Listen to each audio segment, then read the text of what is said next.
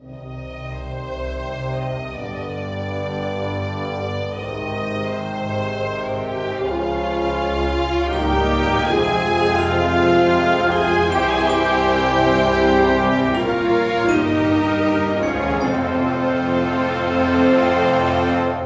characters are some of the most powerful storytelling tools that a storyteller at BioWare can use, and that's mainly because they can evoke emotion in a player like no other character in the game.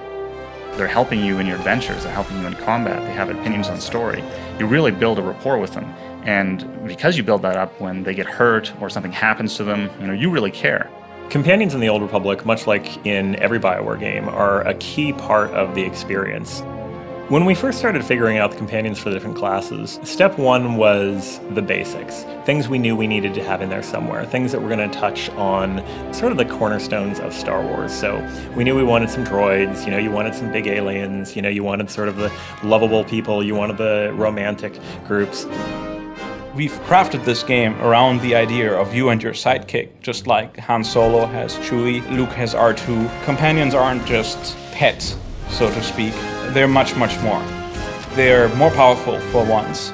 They level up alongside you. They have their own skills, abilities that they unlock over time. They use them rather intelligently. We spent a lot of time on the characters working with the writers, especially on the ones that were the love interests. Was always the thing, is we come up with a character and we'd want to give that face a certain character, right? So you give them kind of a bent nose or a big scar across their face, and the writers are like, yeah, I'm supposed to be romancing this guy, and you just disfigured him.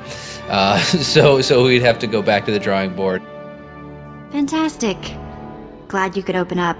With over 40 companion characters in the game, one of the things it allowed us to do was have a huge variety in the experience, not just within one class, but class to class. They're wildly different experiences. We have the most evil, the most good, and a lot of very nuanced characters. People are not just tied to light side, dark side, and it takes a little bit for characters and when players are playing, for them to sort of get used to it.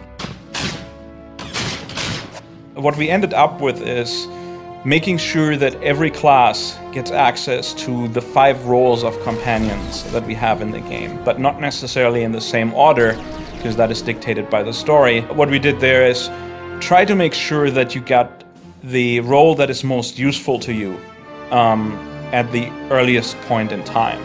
For example, if you're playing a Inquisitor, we give you a companion that is a damage taker. He will take damage, he will hold the enemy, taunt them, and make sure that they're attacking him, allowing the Inquisitor to stand back and use his abilities.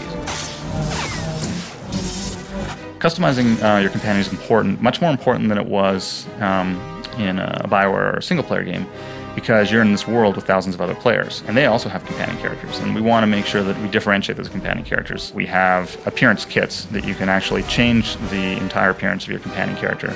You have, when you get Vet as a Sith warrior, she's a blue-skinned Twi'lek, but you can actually change her skin color and her facial features and make her look different.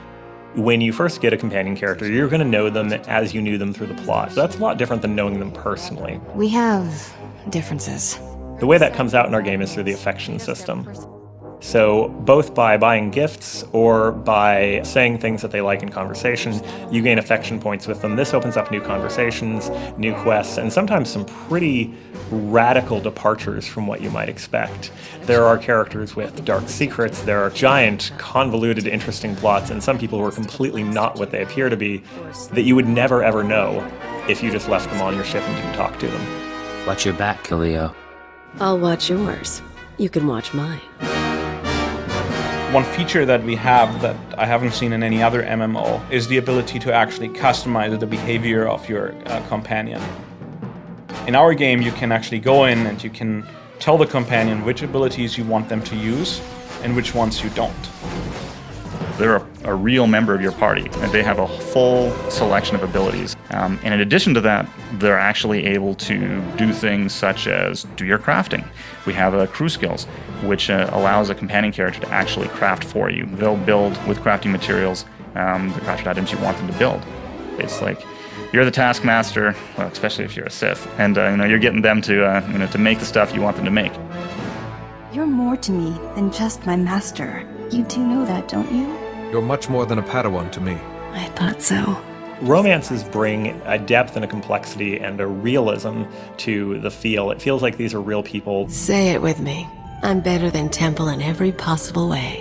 Obviously, the love triangles and things like that can bring a little bit of extra tension there. They're not things that you have to get involved with if people are not into the romance aspect. But if it was missing, I think it would seem very strange. Good behaving. Did you notice? Of all the companions, probably Vet is my favorite. She's sassy, she talks back, and you're like this evil Sith Lord guy in training, and you just get to shock her when you want to. It's just all really well done. Doesn't even hurt anymore. For pure, just squeal excitement, I love Blizz. The first time I saw Blizz, I was incredibly excited. The first time I saw Randy Beagle's writing of him, Blizz is so charming. I want a plush toy of Blizz more than anything else in our game.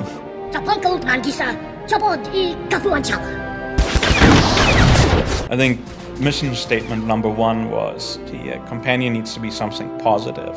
That meant a lot of work, a lot of iteration on features like pathfinding, artificial intelligence, and their abilities to make sure that they don't do frustrating things. I think we really achieved a point where they're going to feel like a solid addition. You know, one of the things is for me in any of the BioWare games with the companions is always kind of that first decision where now you have more companions than you can travel with, right? And the idea of even leaving one of them home is painful. I think that's when you know you've developed good companions. I think you're going to find players are going to talk about their favorite companion characters once they start playing this game. It's going to be one of the touch points of Star Wars: The Old Republic.